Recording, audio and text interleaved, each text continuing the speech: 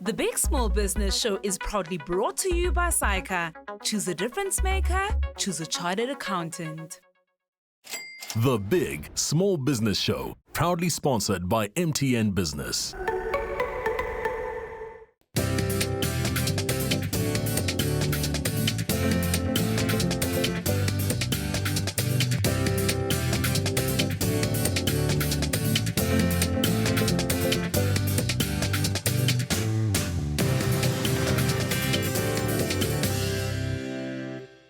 Welcome back to the Big Small Business Show.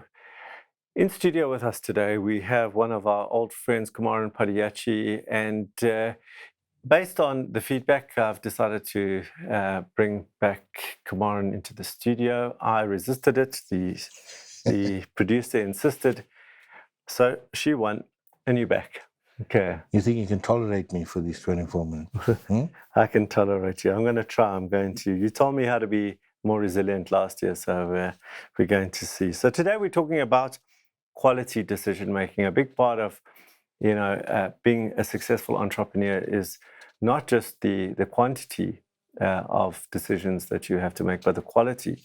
And I find that when I'm under pressure, when I'm too busy, when I've got a lot of people demanding things on me, that I make really poor decisions, and I have to be quite deliberate in stepping out in order to try and make better decisions.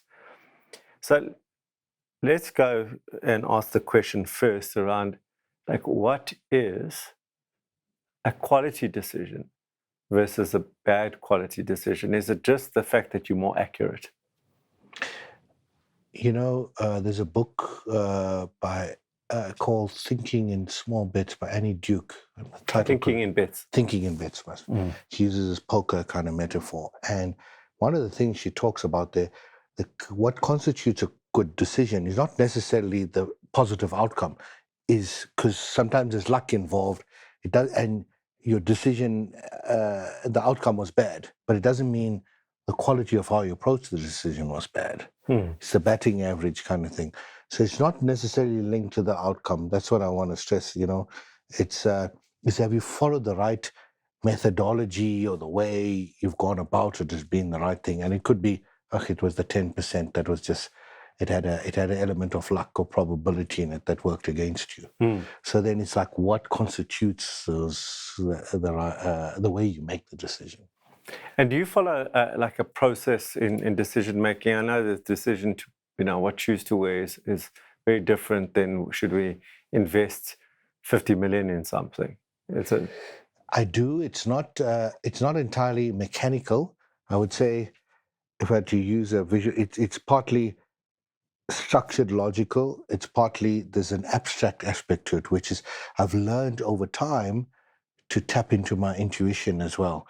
But it's both. So the thing is, I find far too many entrepreneurs, and there's a distinction in this, are not purposeful about the thinking of their thinking.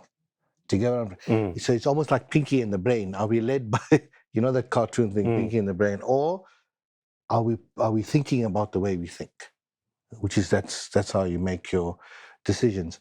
And so for me, the way I go about it is deeply first understand myself, because we're all wonderful yet flawed human beings, and we all have a context in our past that makes us better and worse for that past context. It comes with that baggage, all of us. So if we're not knowing those things, then it's Pinky and the Brain actually and it's very hard, to maintain a high degree of self-awareness, interest, but you got to try. That's what I try and do, because I don't want to bring my wrong color into the decision-making process. Sometimes I know I've got a bias with this thing. I need to be careful. Or let me go down and seek out a colleague in the business or outside. Sometimes I'll go to you and vice versa, because I know you're not vested in that. You'll just speak to me straight, give a damn. Whereas someone in your business or closest, different if you're employee or whatever, you're going to have a problem with that. Yeah. So the starting point is be purposeful about your thinking. Second part from there is, and there's more, the second part is knowing yourself first. And we'll talk about more in a moment. But those two things are the starting point for me. Yeah, that's good thinking. For me, the whole thing about your previous successes, actually, I find a previous successor, maybe that's the Annie Duke thinking that, you could be right and still be wrong, and you could be wrong and still be right, Yeah. that kind of thing. But what I find with many entrepreneurs that have been right with very little thinking, that's very, very dangerous, because that's the thinking about your thinking, because then they will read another situation as the same or similar and make the same decision and come out with a very different outcome.